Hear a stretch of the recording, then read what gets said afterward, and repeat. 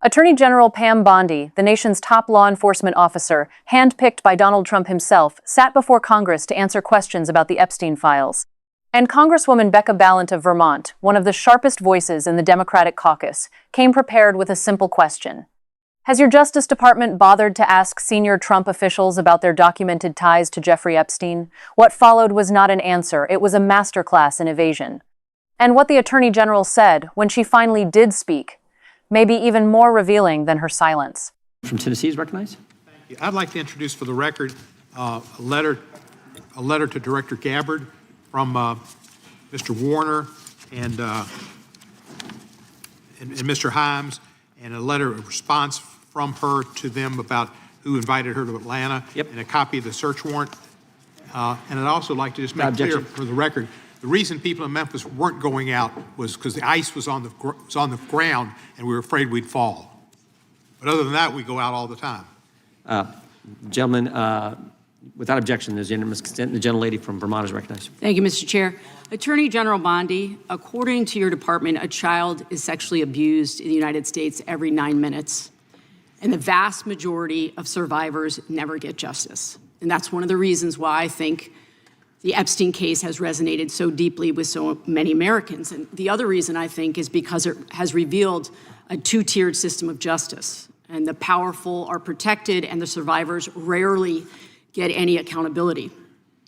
And the Epstein files contain evidence of a multi-decade international criminal conspiracy involving some of the wealthiest and the most powerful people in the world.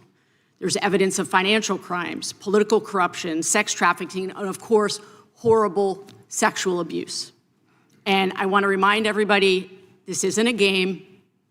These are real people, people who have suffered, who are sitting here with us today, and they deserve answers, and they deserve accountability.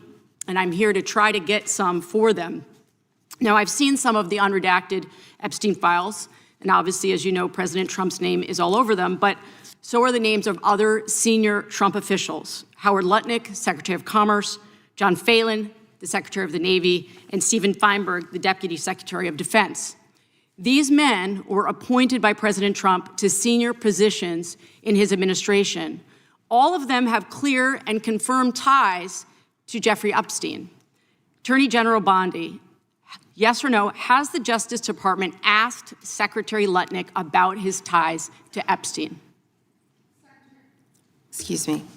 Secretary Lutnick has addressed those ties himself. I'm asking you, has the Justice Department specifically asked Secretary Lutnick about his ties to Jeffrey Epstein? He has addressed those ties himself. Has the DOJ asked Secretary Phelan about his ties to Jeffrey Epstein? I don't know whether he has addressed those or not. Has the Deputy Secretary Feinberg talked to the Department of Justice about his ties to Jeffrey Epstein?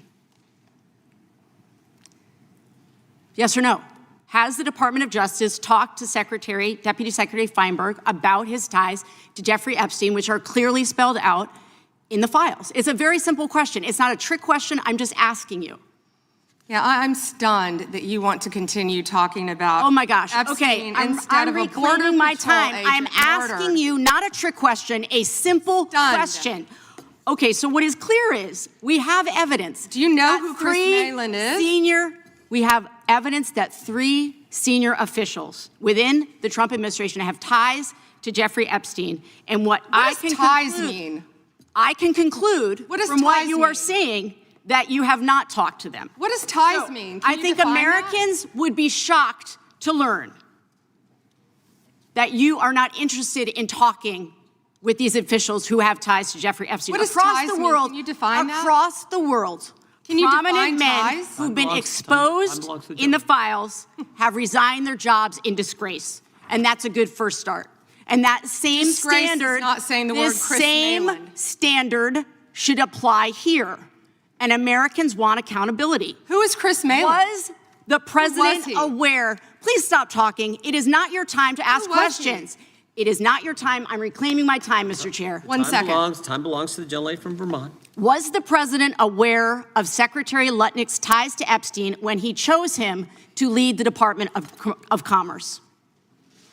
Was he aware? Chris Malin was a Border Patrol agent. Okay, so I'm going to conclude that the president, in fact, did know about his ties because he was the next door neighbor. Shame on you. Oh, for goodness sakes. You're this from is a tiny, pathetic. beautiful This is state. pathetic, Mr. Committee Chair. will be in order. I am not asking trick questions here. The You got your American 5 people minutes. have a right to know the answers to this. These are senior officials in the Trump administration. This is not a game, Secretary.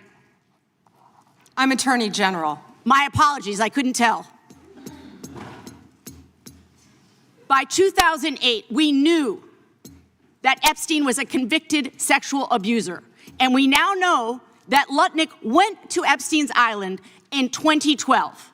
How was that not a deal breaker for the president? And why aren't you asking questions of the Commerce Secretary about what he saw when he was at the island, which he lied about not ever going to? Why are you not asking these questions? And I see that my time is almost expired, so I will say this.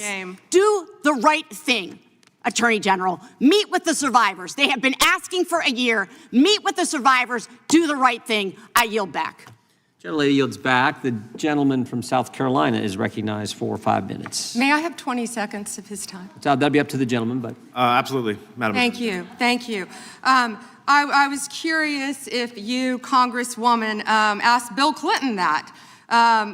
Didn't see one tweet, not one. I didn't see one tweet when Joe Biden was in office about Bill Clinton.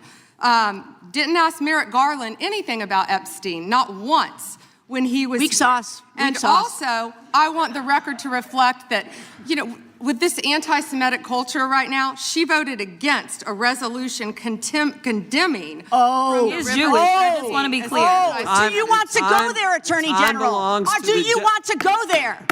Are Time you belongs to the serious? gentleman Talking from about South anti-Semitism Carolina. to a woman who Lady lost will- her grandfather in the I reclaim Holocaust? my time. I reclaim my Order. time. Really? The committee will be in Reclaim my order. time. Talk to Jared Wise about anti-Semitism. The ranking member knows that. Can I get like 30 seconds back, Yeah, since I've been. Ms. Balint took I think 30 the of whole mine. committee knows. I've been very All right, generous in thank you. making sure everyone gets their 5 minutes in the same. Attorney General, reply I'm to going the to talk about gentleman sanctions. Congresswoman Becca Balint came to that hearing with a straightforward line of questioning. Not a gotcha, not a political stunt. She asked the Attorney General of the United States, the person whose job it is to enforce the law, whether her department had so much as spoken to 3 senior Trump administration officials whose names appear in the Epstein files. Howard Lutnick, the Secretary of Commerce, who we now know visited Epstein's Island in 2012, 4 years after Epstein's conviction, and who lied about it. John Phelan, the Secretary of the Navy. Stephen Feinberg, the Deputy Secretary of Defense. 3 men, 3 confirmed connections, 3 simple questions. And what did Attorney General Bondi do? She dodged, she deflected, she pivoted, she did everything except answer the question. He addressed those ties himself, she said about Lutnick. Think about that for a moment. The nation's top prosecutor, the person who is supposed to be leading the charge on the Epstein investigation, is telling Congress that she's satisfied because a suspect essentially investigated himself. Since when is self-reporting an acceptable substitute for a federal investigation? Since when does he said he's fine pass for due diligence at the Department of Justice? And when Balint pressed harder, when she asked whether President Trump knew about Lutnick's Epstein ties before appointing him to lead the Department of Commerce, Bondi's response was to bring up a Border Patrol agent named Chris Menn, a Border Patrol agent, in a hearing about Jeffrey Epstein. But here's where it got truly ugly. When Bondi ran out of deflections, she borrowed someone else's time, 20 seconds, from the gentleman from South Carolina, not to address the substance of Balint's questions, but to launch a political counterattack. Did you ask Bill Clinton? She said. I didn't see one tweet. Every single person connected to Epstein deserves scrutiny, regardless of party. But that is not what Bondi was doing. She wasn't calling for bipartisan accountability. She was using Clinton as a shield to avoid answering questions about officials who are currently serving in this government right now, today, with access to classified information and the levers of power. And then she played the anti-Semitism card against Becca Balint, a Jewish woman, a woman whose grandfather was murdered in the Holocaust. The sheer audacity of weaponizing anti-Semitism against a Holocaust descendant to score political points in a hearing about child sex trafficking. The Attorney General of the United States was given every opportunity to reassure the American people that this Justice Department is serious about the Epstein investigation, that no one is above the law, that the survivors, some of whom were sitting in that very room, will get the answers and the accountability they have been begging for. And instead, what they got was silence, deflection, and political attacks. The survivors have been asking for a meeting with the Attorney General for over a year. And they still haven't gotten one.